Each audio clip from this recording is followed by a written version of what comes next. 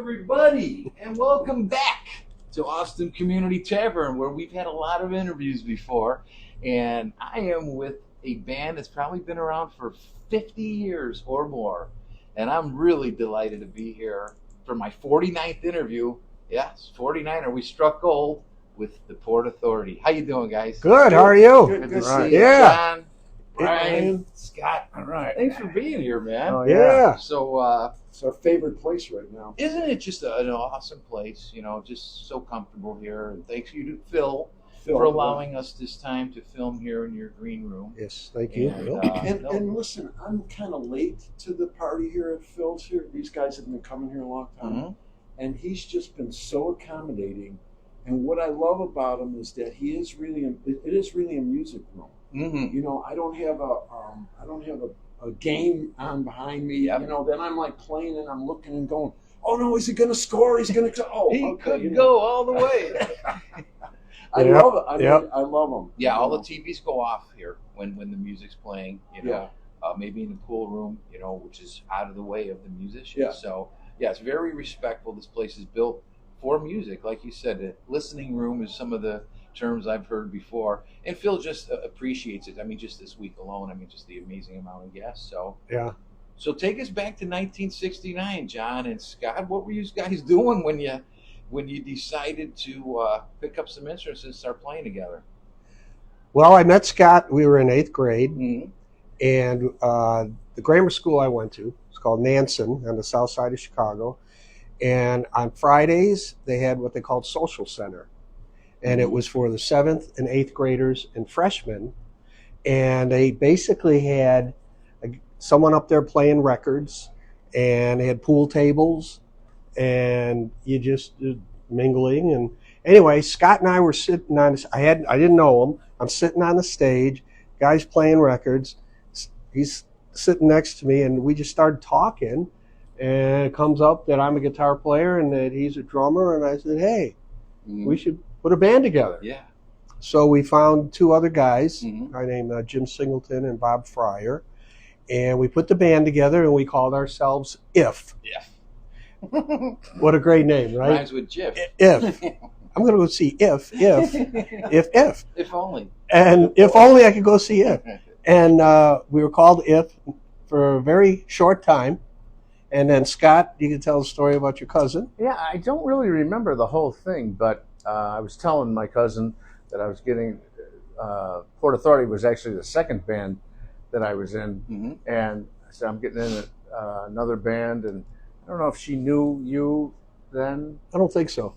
Okay, but I said we're having trouble getting a name, and she came up with the name Port Authority, and I don't know. Because she lived out in... She lives in West Virginia, but then I wonder if she did live in Pittsburgh for a while, so I don't know if that had anything to do with it, but I don't know how she came up with that name, but we liked it. And we Yeah. stuck with Is it a clothing line or something too? There is. I've Yeah. got a jacket Yeah. that labels says Port Yeah, Authority yeah, on it. I remember that. And then there's of course, the police out on the ports. Yeah. And so we were together for 3 years, Mm-hmm. and 3 years, something like that. 2.5. And then we were playing at my high school, Mhm. our high school, Mendel High School, Mhm. and Port Authority was playing. And then the next day, I get a call from some dude named Marty, Mhm. and he goes, "Hey, I saw you last night." He goes, "You want to join my band?" And anyway, he gives me his old Yeah. sales pitch. And for a while, I was in both bands. Mm-hmm. And then it got to a point where I had to make a choice, and Mm-hmm. I went with M&R Rush. Mm-hmm. And then Scott, you went your way, and you had a lot of success with the band you were in, and all of a sudden, here we are. Yeah. What, 56 years later? Yeah. So I've had a chance to talk to you, John, on camera before, and when I asked people about, what their first musical, influence or aspirations, you told me the Ed Sullivan Show. For you, Scott, what drew you to music early on? What did you have somebody in your family that had drums? Or Definitely. Mhm. My mom and dad played big band jazz Mhm. around the house. Mhm. And the crooners, you know, Sinatra and Tony Bennett, Dean Martin. Mm-hmm. So I was always listening to that stuff and the big bands with the horns and everything. And then, same thing, you know, with Yeah. 100 million other people. Beatles on Ed Sullivan's show. Yeah. Wow, what's going on with this? You know, we were not old enough yet to listen to or to realize Chuck Berry and Mm-hmm. Jerry Lee Lewis and all that, you Yeah. know. So, and the national, audience that the Beatles got, Right. saw that, Mm-hmm. you know, got into that whole thing with the rock and roll. And then in like 1970, I think, 70 or 71, the original bass player from Port Authority, Jim Singleton, we would go down to his house and he would have a reel-to-reel, and he'd record a lot of stuff off the radio and listen to the underground stuff. Yeah. And that's how I started listening to Chicago. Yeah. And I'm a big Chicago fan. Yeah. With the rock and roll with the horns. Yeah. Ron You know? Britton's Subterranean Circus. Yeah. Yeah. Wow, nice. Right. John. And so that was the start of it, Yeah. you know, for me. How about you, Brian? Where were you born? Where did you grow up? And how did you first pick up an instrument? Who was your It musical? was definitely. I'm like parallel to these guys. I Mhm. grew up around Market Park. Mhm. My family's from the back of the yards, Mm-hmm. and Ed Sullivan's show, guys. Right? I mean, that did it. I mean, literally, me and Chuck Neuberger. I think the next day or the next week, we had tennis rackets in the back on the back I had a back broom. porch singing "She Loves You," yeah, you know. I and was then- doing the same thing with my broom in front of the mirror. So Wow. that was definitely a start. Now I was lucky. I said this before, like John. I mean, I've got two older brothers, Vietnam vets. So brother Chris was always bringing home Beach Boys, Mm-hmm. and brother Ray had a little bit more of an edge. He was more of the blues guy, Mhm. and he bought me my first Beatles record. Sweet. And then he turned us on to the Rolling Stones and Cream and stuff like that. So, and parallel to them in 1969 with Chuck Neuberger, because his mom was like, well, "You guys need to take guitar lessons." You know, we're like, "Yeah, we got to do that." Yeah, So, because you were getting in too much trouble. exactly, that was even a scene later on too. But Mhm. so we formed a band that was called the Town Criers. Mhm. I love the Town Criers, you know, and Yeah. like these guys, we were lucky to play a couple of grammar school dances or the teen dance, you know, and stuff like that. And then, Mhm. you know, later on, I went to join a band called Freewheelin', Mhm. and that was kind of parallel to these guys. And then I was in the Dancing Noodles for 40 years. But yeah, my brothers, I think, in the Ed Sullivan Show was like, you know, man, that was. I mean, they did all the bands. They did, you know, Mamas and Papas and you know, Yeah. Rolling Stones, The Doors were Yeah. on there, you know. That whole so, British invasion, yeah. yeah, He had so everybody. That was big. It felt so good to be in the garage, right? And you play that chord, I'll play this, and you do that, right? And even now, it feels good. Like, I feel the excitement just by you talking you know about what it. I mean? Yeah, Like yeah. when these guys asked me to join the band, and Mhm. you know, we were on hiatus from the Noodles. Mhm. It was like perfect timing, and we've known each other for a Mhm. long time. And me and John, we did a fundraiser. Well, we did a thing for our light guy, Donnie Pedigo. His brother had passed. Yeah. Mhm. And we did, you know, it was a celebration of life. And Paul Martin from M&R Rush and John and my good friend Dan Cavanaugh, we were like, hey, let's go up and do a couple songs. Before you know it, we're like doing 5 or 7 songs, you know. And John's looking at me and I'm looking at John. This is like 10, 15 years ago, right? Yeah, yeah. And John's looking at me and I'm like, and we were done. We walked right up to each other and said, we should do a band together sometime. And then, but it took, like you said, 10, 15 years. Yeah. And then what evolved was M&R Rush, we decided we were done playing live, Mhm. but we are going to keep recording. Now, I wanted to keep my voice to par, that if I had to go in the studio, I didn't want to just be sitting for 6 months Mhm. and then try to open my mouth and not, you know. So I called up Scott. I go, you know what? I haven't talked to. I mean, we over the years we talk. I call him on his birthday every year, and I said, Scott, M&R's done. I want to just keep playing. You know, how about I just come over and we jam? So I brought my acoustic, And we just started doing some old Port Authority. We did Beginnings by Chicago. I think I did Another Park Another Sunday. And we looked at each other. Oh, that was fun. So the next time I brought my electric guitar. Yeah.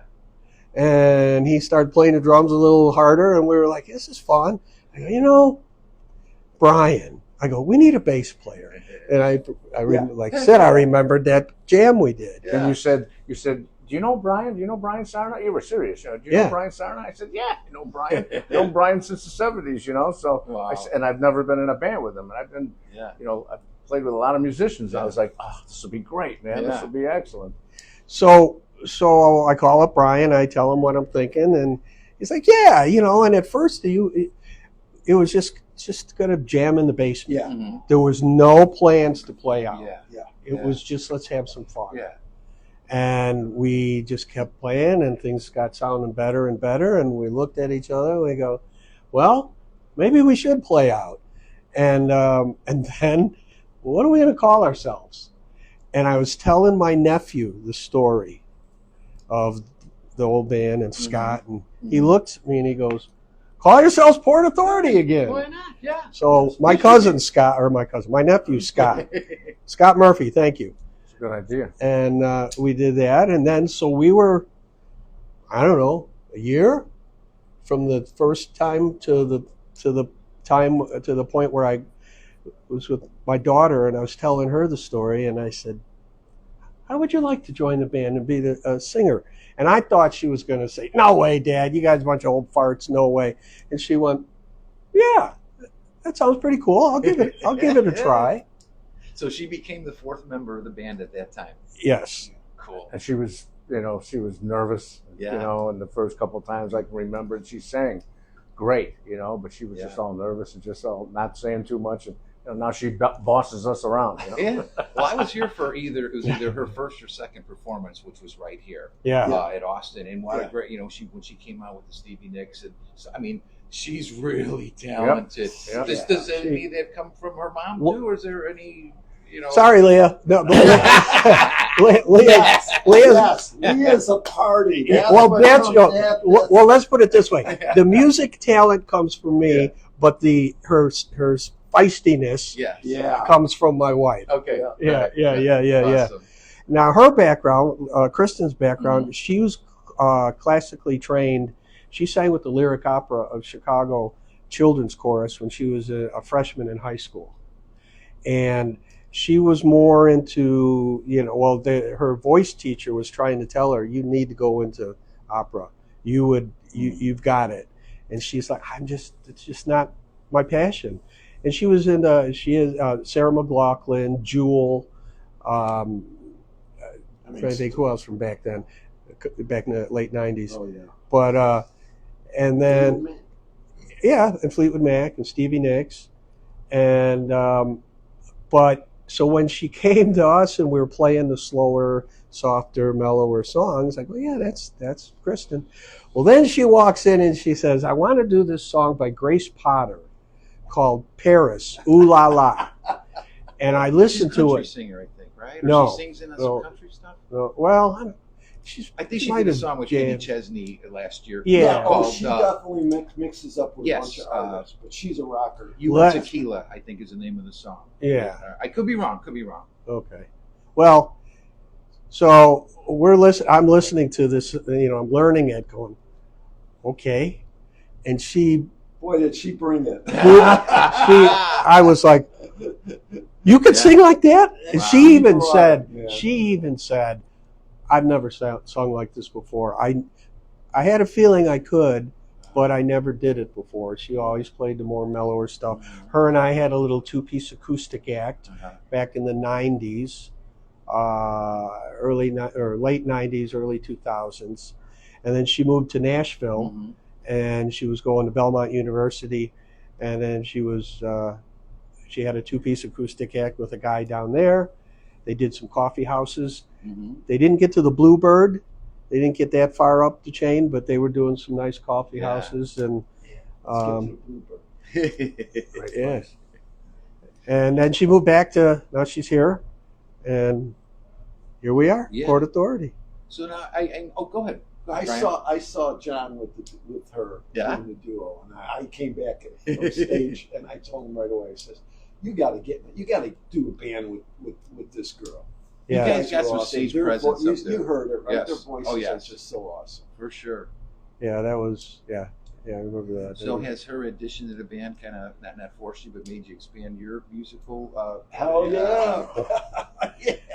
Oh yeah, I mean the Brandy Carlisle. Wow, I'd never be able to do Brandy Carlisle without her. Mhm. You know, Grace Potter, obviously. You know, Fleetwood Mac, you know, Stevie Nicks. We do the Tom Stevie- Petty Stevie yeah. Nicks song. yeah. I like when you do that Zeppelin, Cheryl. John. I got to admit too, that little Zeppelin, like it's like a medley or something you guys do, or maybe it's just Whole Lot of of Love. It's Yeah. just But Whole Lot it's, of Love. yeah, It's our own version of Whole Lot of Love. yeah. I know. I got that on tape too. Pretty good. Yeah. So, John, I know that you personally get involved in recording some of his tracks and things of that nature. Yep. What type of a catalog, if any, does Port Authority have, and are you involved with making that happen? Well, in terms of original music, you say? Oh, Or- yeah, I guess, yeah, or- probably original. well, yeah. we haven't really written anything yet. We've thrown Okay. some ideas Yeah, around yeah. at a rehearsal. If Yeah. there's 3 out of 4 of us, we'll just kind of try a few things. And Mhm. it's funny, I just mentioned to Brian the other day that I came up with something that I go, you know what, this might work with Kristen. So Mhm. yeah, I see Yeah. originals coming. Yeah. And yeah, I mean, I've got I've produced M&R Rush for the last 40 years, and Mhm. I have my own little Pro Tools rig that, you know, if it's just for a nice demo, we could do Mhm. that. And then I got the places to go to really do a good something that could be released if we decided to do Yeah. that. Yeah. So more on a personal side for all you guys, do you prefer a live performance indoors or do you outdoors festivals? Any preferences? How do you feel about the audience and stuff like I that? don't have any preference. Yeah. I like both. I Yeah. like both. Yeah. Mhm. I like outside when it's not raining. Yes. You know. And it seems like weather has squashed a lot of shows in the Oh, last man. year. Yeah, this year's been Last kind of couple crazy. weeks, yeah. Mhm. But you know, summer rolls around and it's fun playing outside, and Yeah. you know, it's a good time. As a matter of fact, we're this Monday we're doing a pool party in Naperville, and it's like full A circle community pool, not Yeah, a big Yeah. Yeah. Mhm. But you know, everything kind of comes around full circle. When John and I were in Port Authority back in the day, we would play these pool parties. Cal Yeah. Park Rec Center or Cal Park Pool. Cal Park Pool. Cal Park Pool. Right, and then Nice. yeah, And they had but on the light poles, they had those horns. What were they called? The Altec Lansing horns or whatever. Oh. I can remember hearing yeah, 25 or 624. right. But so it's just funny. We're doing a pool party again. And one thing I just want to say that we're talking about the Nansen Social Center. Yes. You know, John was saying they play records. They also had bands there. Yes. They would have bands there, and same thing, full circle. After a while, we started playing there too. We Yeah. got the band together. We No started kidding, playing yeah. at Social. Yeah. Yeah. Team Nansen. dances. Yeah. Yeah. Dances were cool, man. Yep. Yep. I mean, as far as outside for me, it's like it's funny just thinking of it. I love outside. I mean, even back in Freewheeling, we all did Chicago Fest. I mean, that was like Yeah. that was like the happening thing. You couldn't beat being on the Rock Around the Dock out there downtown Chicago. People just into it. The bands are all good by this point, Mhm. you know. But technically, it's kind of harder for me because all of a sudden I need more sound. I need more amplification. I'm Yeah. playing harder. I'm trying to reach the crowd. It's sweaty. It's like, oh my God, my hand ain't moving. I'm like, I can't slide up and down the neck. You know, lock it down. So technically, it's rough. But like Scott said, I like them all. Like this, I love this place. Mhm. You know. But you put me on the Rock Around the Dock, I'm there. You Yeah. know. So Yeah. It's pros and cons. It's yeah. I used to do Navy Pier. Yeah. You know, and that was fun. The lake was right there, and it was great. Or I did years and years at Naperville Rib Fest. Yes. That Oh, was yeah. that was That's a lot of fun. great gig. I'll never. That PA system was just killer. You know, we opened for big bands, and Yeah. so that was fun too. Well, that's another topic too. I mean, all the different bands we've all been in over the years, and how we each have our own, you know, genre that we really gravitate to, and which really is all three of us come from a different area, and musically. And now we're all throwing it into this one pot and mixing it up. And then Kristen throws. And that's what I've had people. I mean, we are not like the average band playing all the clubs. We're not playing the Journeys. We're not playing. Not that there's anything wrong with that. Yeah. Sorry, guys. But we're not playing. We're trying to be different. Yes. And I've heard people say, I think it was Ed's wife, Jackie. She was explaining to a friend of theirs who came to see the other band, and you got to go see Port Authority. And what kind of stuff? Oh, it's totally different. I mean, we did. That's a big compliment. Yeah. Yeah. Because I mean, we have to also make it. We have to fit it differently to make a song sound good. So I tend to go, I don't want to be like that because we're not that, but we love that song. So let's put our vibe to it, and let's hear how it sounds when back to the garage. When you play that and I play this and you play this, Right. how does it sound? You know, because it's only really three with the vocals. So we got to make it sound fat and good. So we tend to put our own spin on it. But. You can't beat the vocals that they bring. I mean, I try to stay out of their way. I'm helping them, trust me. I got a little bit of vocals, but it is just so much fun behind these two, Oh yeah, sounds great. Sounds great. Yeah. Three-piece. It's like a triad of vocals. Yeah. I could think of another band where there's only one singer. They're amazing. Phil and I were talking. Boy, if they just had one more voice in that band. But anyway. Yeah. So all four of us. Chicago, South Side, born and raised, and it seems like the Northwest, because I haven't followed the actual musicians. Of course, I had all the music, but it seems like Northwest Indiana, it seems like it has a really burgeoning music scene. What have you seen in terms of evolution from the Chicago scene? Is it truly expanding out in Northwest Indiana, or does Illinois still kind of have its own thing? Is there a stigma, I guess? If you're playing in the north side of Chicago, will you come to Indiana and vice versa? Yeah. I don't know the answer to that one. Yeah. I mean, I just think maybe it's just offspring of everybody just evolving, and moving outward. But, and I mean, we saw a good band the other night, right? Those guys are from Indiana. They were Steepwater. Oh, Yeah. Okay. okay. Right. So He was going to go, but he did last so minute. First All right. thing for me, Edit right? that. I see those guys and they're doing Neil Young down by the river. Oh, Okay, right. Me and amazing. John started singing that. Well, we were doing that 45 years ago. So, but they're doing their own spin on it. So I don't know what the answer is. It's like, wow, they're bringing it back again. I mean, first thing I thought, two guitars and the singer. I mean, that is so old school, but they're keeping it going. So I don't know. Full circle. band. That's what I'm saying. It's like And so a good song. cool, yeah. A good song is a good song. So Yeah. why not do it? great if you do people too. especially if you in do that it band. well. Yeah. Hell yeah. Yeah. I do like to ask a couple hypothetical questions. Kind of fun questions. John might know what's coming, but for each one of you guys, if there was any one venue in the world that you've yet to play or would just absolutely love to play, whether that venue even still exists anymore, is there any one stage in your wildest dreams? Speaking of being outside, I mean, I guess for me, I would love to be on stage, and I know I got some friends that have been on stage there. Red Rocks in Colorado. That is the most popular answer. Yeah, right? Yeah. I mean, now Scott might have had a chance to play there. I mean, Hartsfield plays some great places, but I have no answer after that one because that was a great one. Yeah. Everybody. That is by far the most popular answer. Yeah. really, Oh, for sure. Yeah. Yes. I Yeah. mean, really, that's, and I'll get anything from J.J. Kelly's to Wembley Stadium to Rockoplasty or whatever the name of the play. That's what Jeff Massey said about Rockoplasty or someplace in Germany. Oh, okay. oh yeah, But, right. Or was it Eric Lambert that said that? I can't remember. Yeah. But how about you, John? You might have. My answer Red Rocks, last time yeah. was Red Rock, All but right. Oh, no kidding. it was. I get that. But I think- go ahead. Go ahead. You go. Well, no, you asked back. I think you asked too. Yeah. What the was other- your favorite place that you did play? Oh, yeah. I might have asked that question too. Yeah. What was one of the Oh, mine best was times you had? tying this to the Beatles. Mhm. M&R Rush played the International Amphitheater for WLS Rock Fest. Mm-hmm. Yeah. And cool. I was standing there going, the Beatles played here.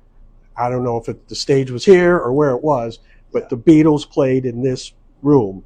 And I'm playing in this room because I saw them on TV. Mm-hmm. And the hair on my arms stood yeah. up.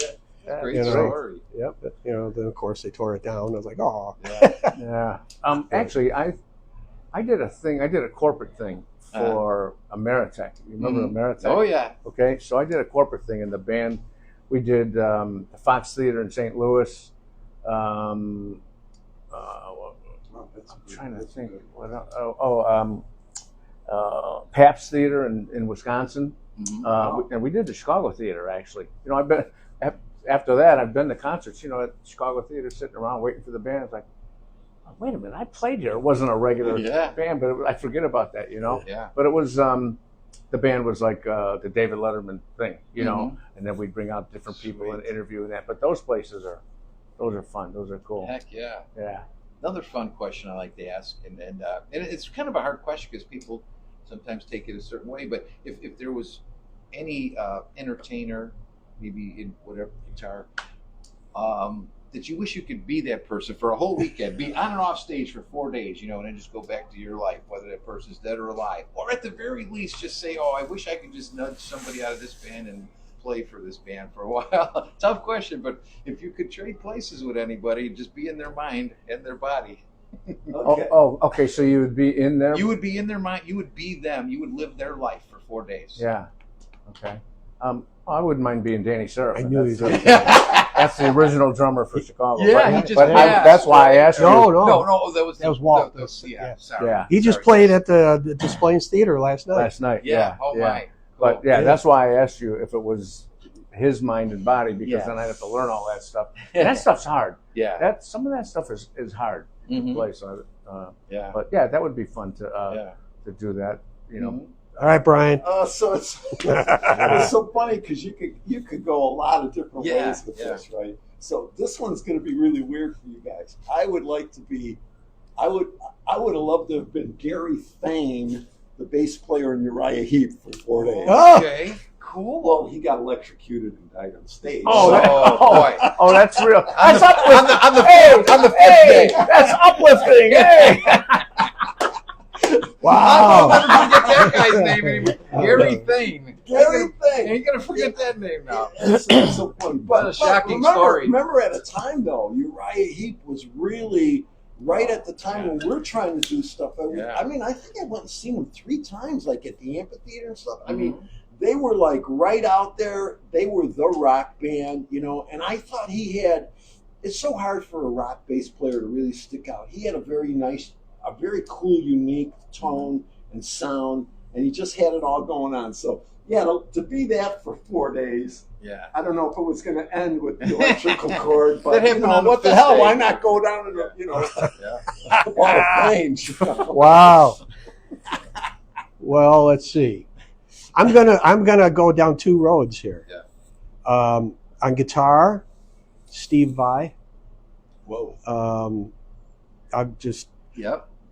I'm not a shredder. My style, it's just I just wasn't brought up like that. Even when Eddie came out for the first time, it was like I would love to be able to do that. Then you have a singing side? And then my singing side, Peter Cetera. Whoa. Oh, yeah. Man. Whoa. I love him, too. Yeah. What a great I mean, that Chicago band was so influential. especially the earlier stuff. The earliest stuff. Oh, just So getting back to the Port Authority, and let's talk a little bit about some of your upcoming dates. Can you? Yeah. Let's talk about what's coming up. Well, funny you should say that. I got most of them in my head, but I want to make sure I get them right. Well, we're going to be here at Austin Community Tavern 2 weeks from today, which would be, unless you want me to say that, but July 25th. Yep. Be there. At 8 o'clock. Be here. Then a couple weeks later, August 7th, Friday, we're going to be at the Joliet area Historical Museum on their rooftop, Mm-hmm. the rooftop What a great summer venue, series. man. First time from there. Yeah, it's at 7 They o'clock. look great. Yeah, thanks for those pictures. A couple weeks later at Frankfurt Square Park District, summer concert in the park. Oh, I hear they got a great thing going on. Yeah, they have a nice band shell there. September 11th, we're going to be in Rockford at the Hard Rock Casino in Rockford. Oh, 9/11 in Rockford. Yeah, and that's going to be it's a little bit of a later show. We start at 9, Yeah. but nice venue. Mhm. I played there before, and Yeah. actually, it's since Cheap Trick is from Rockford, Mm-hmm. the whole casino is based on tribute to Cheap Trick. Yeah. A lot of Rick Nielsen's guitars are on display behind glass, and yeah, it's really cool. And then on Friday, November 6th, we're doing a fundraiser at Gaelic Park Mm-hmm. for Sertoma Speech and Hearing, Mm-hmm. and it's open to the public, and that should be a real good one too. Great. So for the people that have yet to see Port Authority, what can somebody expect, musically, and what do you think they're going to feel at the end of the Port Authority show? Well, I don't know what the percentage is, but 70, 60, 70, 80% of the bands that are live that are around this area, might have that percentage wrong, but there's no female singer. So Right. that's what you're going to get. Yes. And you're going to get those songs that Mhm. they, females sing, right? Like we were just talking Yeah. about. So that's one thing that's different about it. And just the other stuff that we were talking about, it's a little bit, diverse. And I get to play songs that I haven't done ever or in a long time. Mm-hmm. So that's what I get out of it, and think that people are going to get out of it also. And we break it down. We try to put on a show. Mm-hmm. Yeah. And in fact, halfway through the first set, Scott and Brian come back here and make fun of us while Kristen and I we do the little 2-piece acoustic thing that we had years ago. Yeah. We've kind of brought some of those songs back and then got some new ones. Yeah. And so, it's Yeah. a show. And Yeah. and since we've all I been love in that part of it too. Man. we've all been in the business long enough Mm-hmm. that we know how to talk to the audience, Mhm. yeah. So, and Brian does a good job of letting me get my Mhm. it's bass, drums, and guitar. So Mhm. I'm the only. There's no other guitar player. There's no Yeah. keyboard player, and I got things I got to do in between songs to make sure everything's working. Yeah. And Brian helps me I out. think even in the arrangements, I like to make sure John's heard but not overheard. So Uh-huh. that's why I think we'll stick let's make room for the drums. Sometimes we'll say, hey, everybody stop here. And I want to make sure that the tom-toms are part of the music. you Yeah. know. So I think our spin on the classic rock stuff, like we are doing Petty, we are doing, you saw it, Fleetwood Mac, we are doing Bryan Adams, but your version of song 69, nobody does it like he does it. So, yeah. So Yeah. that's what's so cool about it. Well, I'm looking forward to it because it's my kind of stuff. And to your point, Scott, my wife always reminds me, don't forget the female singers during my interviews. So I've done a few. So, but you got to give props where they belong. And I've seen Kristen. It's really amazing. Yep. She's something else. Well, guys, we're getting pretty much ready to wrap this up. Is there anybody else along the way you wanted to thank? Anybody else you wanted Families, to? of course. We Yes. all got just great support system, Yes. man. I Yeah. can't imagine having, a wife, put up with, when you have to do practice and all this stuff, and then they're, doing their thing. So yeah, props Yeah. to the family. Our other halves are they're fantastic. And Mhm. Yeah. And- go on. no, you go ahead. I was just going to say family obviously is real important. And when the first question you were asking about the influence, I forgot to mention my first drum teacher was my second cousin, Ted Davia. Okay. So that was great because he took time with me and he was a great drummer and a great teacher, Yeah. and I learned a lot from him. Yeah. So, yeah. Yeah. Now's the time. Yeah. The old influences, whatever they might be. Yeah. If you wanted to throw a mention out right now, but Right. I was just going to mention, Yeah. we talked about this over the phone, and I think you and I did. You said, practices and performances. I just want to end this with talking about how back in the day, when we would rehearse with our other bands, we'd start our rehearsals at like 8 o'clock at night and go to 10, 11 o'clock, and then someone would walk in with a case of beer, and we would be, "Ah!" Now we rehearse at 10:30 in the morning, and we each take turns bringing coffee. So it's changed a little bit, but Yeah, we're as a matter of fact, Kristen, it's your turn now. Kristen, you're next now. So, yeah, exactly. Small, 3 creams, 3 sugars. Thank you so much. Awesome. Boy, guys, what a fun time it's been. Thanks, Paul. And, so this is going to wrap it up for the 49th edition of the Hometown Musician Spotlight. And again, I want to thank my guests, the Port Authority. So get out and see them when you get a chance. And until next time, peace, everybody. Peace. Peace. All right. It was fun. That was fun. It was awesome. Yep. Let's see.